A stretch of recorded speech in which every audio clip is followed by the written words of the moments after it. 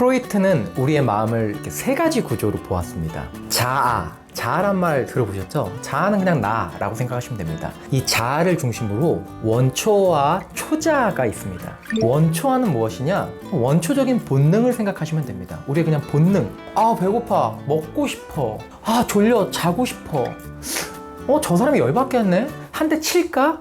이렇게 우리 안에 드러나는 여러 가지 본능적인 마음을 다루고 있는 영역을 원초아라고 이야기합니다. 모든 사람의 마음에 원초아만 있다면 세상이 난장판 되겠죠. 다행히 우리 안엔 이 원초아를 제어할 수 있는 영역이 있는데요. 그것은 초자아라는 마음의 영역입니다. 초자아는 양심, 사회적인 규범, 다른 사람들이 나를 어떻게 보는지 이런 것들을 다루고 있는 영역입니다.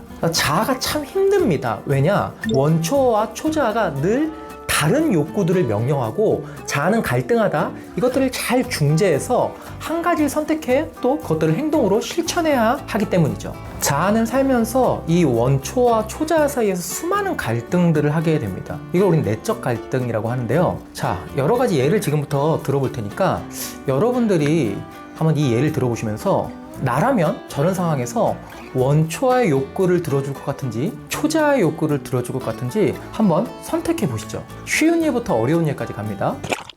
첫 번째 예 한번 가볼까요? 자, 여러분들이 교육을 받으러 어떤 모임에 갔다고 생각해 보죠. 모임 시간이 9시인데 여러분들이 너무 일찍 도착한 거예요. 7시 반에. 근데 내가 어제 저녁도 먹지 못하고 아침도 못 먹었어요. 너무 배고픈 상태라 배고파하고 왔는데 그 교육장에는 아무것도 없습니다. 근데 딱 보니까 저기 가방이 있어요. 나보다 먼저 온 사람이 있는 거예요. 그리고 그분 책상 위에 김이 모락모락 나는 빵이 하나 있는 겁니다. 그리고 그 사람은 잠깐 어딜 간 것 같아요. 자, 이때 배가 너무 고픈 자에게 이 원초아가 한마디 합니다. 원초아는 본능이니까 뭐라고 이야기할까요? 먹어! 라고 얘기하겠죠. 그 순간 초자아가 이야기합니다. 야, 너 짐승이야? 너 거 아니잖아. 먹지 마. 자, 여러분들의 자아는 이런 상황에서 어떤 선택을 하겠습니까? 1번 먹는다, 2번 안 먹는다. 자, 하나 선택해 보세요. 하나, 둘, 셋. 네. 아마 대부분 2번을 선택하셨을 겁니다. 왜냐면 양심에 너무 꺼리낀 일이잖아요. 혹시 이런 상황에서 나의 욕구를 채우려고 빵을 먹는 사람이 있다면 한번 자신의 삶에 대해서 좀 고민해 보셔야 합니다. 이 정도는 자아가 크게 갈등하지 않을 것입니다. 자, 지금부터 굉장히 좀 어려운 상황 드릴 테니까 여러분들 한번 잘 선택해 주세요. 혹시 이 영상을 보신 분들 중에 아주 길게 연애하시는 분이 있나요? 제 아내도 7년 정도 연애한 경험이 있는 사람인데요. 만약에 5년 이상 연애를 했다. 그런 분들은 한번 잘 결정해 보시고, 그렇지 않은 분들도 내가 이런 상황이면 어떨까 한번 생각해 보시죠. 한 남자 주인공이 7년 정도 연애를 했어요. 7년 정도 사귀면 막 만날 때마다 막 설레고 두근거리고 그러긴 쉽지 않겠죠. 자, 거의 감정은 사라지고 그냥 의리로 만나는 거? 근데 그분의 사무실에 신입사원이 들어왔는데 신입 여직원이 들어오는 순간 외모가 너무 이상형인 거예요. 그때 원초아가 자아에게 딱 이야기합니다. 저런 여자하고 한번 사귀어봤으면. 이때 초자아가 엄청나게 혼내죠. 야, 너 여자친구 있는 사람이 그런 생각하는 거 아니야. 초자아는 양심과 사회적인 규범 이런 것들을 다루니까 아주 엄하게 혼냅니다. 그래서 이 자아는 오늘 많이 반성을 했어요. 그런데 시간이 지나면서 이 신입 여직원하고 너무너무 친해지는 거예요. 신입 여직원도 나에게 호감이 있다는 걸 느끼고, 그리고 기존 여자친구와는 굉장히 감정적으로 메말라가고, 이렇게 1년, 2년 정도 지나면 자아는 심한 갈등에 빠집니다. 원초아가 이야기합니다. 야, 그냥 헤어져. 새로운 사람 시작해. 그때 초자아가 이야기합니다. 야, 너 취업하기 전부터 뒷바라지 하던 게 네 여자친구인데 너 정말 그럴 거야? 자, 이 자아 굉장히 고통받는데요. 자, 여러분들이 이런 상황이면 1번 원초아의 욕구를 따라 새로운 사랑을 시작한다. 2번 아니야, 그럴 수 없어. 난 그냥 의리를 지킨다. 감정 없어졌지만 그냥 이 여자친구랑 결혼까지 간다. 자, 여러분들은 어떤 선택을 하시겠습니까? 1번입니까? 2번입니까? 자, 이것은 특별한 정답이 있지 않습니다. 저는 옳고 그름에 대한 이야기를 하는 것은 아닙니다. 자, 이성적인 관계로 예를 들니까 자아가 참 힘들다는 게 확 느껴지시죠? 자, 이런 것들은 살면서 끊임없이 반복됩니다. 어떤 한 분이 정말 치열하게 공부해서 엄청난 대기업에 입사를 했어요. 행복한 일들이 펼쳐질 것 같았지만 정말 기계같이 일만 하던 그 신입사원에게 6개월이 지나 원초아가 한마디 합니다. 자아에게. 야, 이건 아니잖아. 너 이렇게 살려고 그렇게 열심히 공부했어? 야, 그만둬. 새로운 거 도전해. 이건 네가 원하는 게 아니야. 그 순간 초자아가 또 혼내죠. 야, 엄마 아빠가 너 입사했다고 이렇게 좋아하는데 그냥 다녀. 즐거운 직장이 어딨어. 이 자아는 고민합니다. 이런 고민을 하다가 실제로 원초와의 욕구를 들어서 그만두는 신입사원들 꽤 있습니다.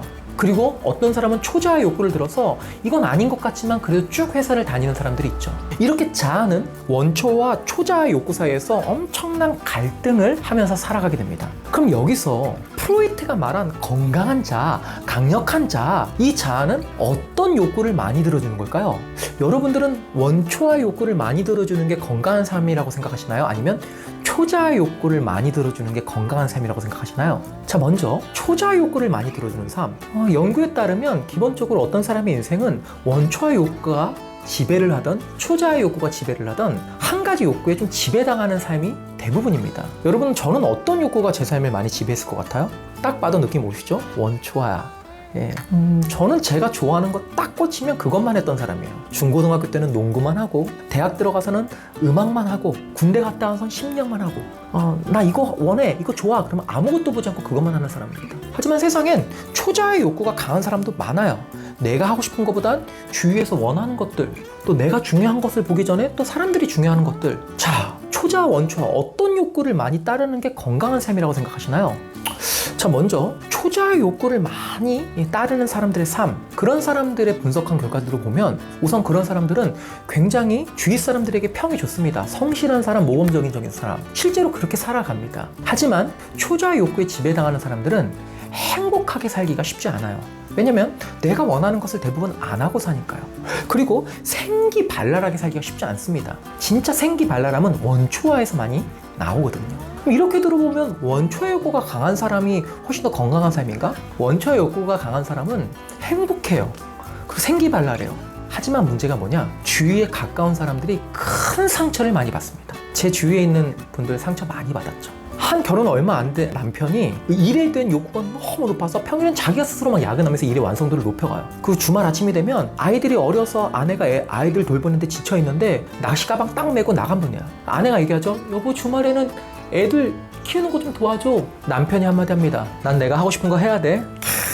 그 사람은 행복하고 생기발랄하죠. 하지만 주위 사람들이 고통받는 거, 이것도 건강한 삶이라고 보긴 쉽지 않죠. 자, 그러면 어떻게 될까요? 정답은 균형 있는 삶을 사는 것, 원초의 욕구를 무시하지 않는 것. 하지만 초자아의 욕구도 들어줘야 되겠죠. 혼자 사는 것이 아니니까. 어떻게 해야 될까요? 자, 지금부터 제가 방법을 가르쳐 드릴게요. 자, 여러분들 펜하고 종이 하나 들어보시고요. 지금부터 그 종이 안에 원초아의 욕구에 귀를 기울여서 내가 원하는 것들을 쫙 적어보세요. 어떻게 살고 싶은지, 어떤 걸 원하는지, 직장 생활에서 어떤 걸 얻고 싶은지 원초아의 욕구를 딱 적어보세요. 괜찮아요. 뭐든 적어보세요. 원하는 것, 정말 여러분들이 생기 있게 만드는 것, 내가 살고 싶은 것들을 쫙 적어보세요.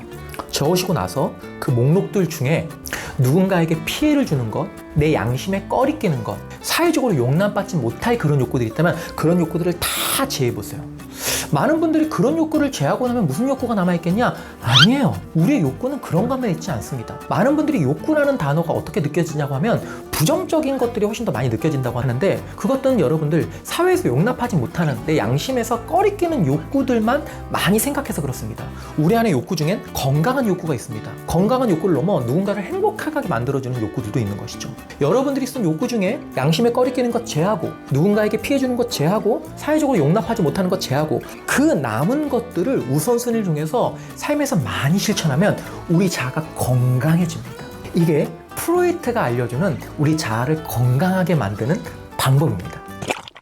여기서 기억할 건, 내가 초자아에게 지배를 많이 당해왔다면 원초아를 훨씬 더 살려줄 필요가 있습니다. 아까 그 세 가지 기준을 적으면서. 그리고 이 영상을 보시는 분 중에 저처럼 원초의 욕구가 강력했던 사람들, 그분들은 좀 초자아의 욕구를 존중해 줄 필요가 있습니다. 나의 욕구보단 주위의 사람들의 욕구를 보는. 그래서 내가 어떤 욕구에 많이 지배당했냐에 따라 균형의 조정을 할 필요가 있겠죠.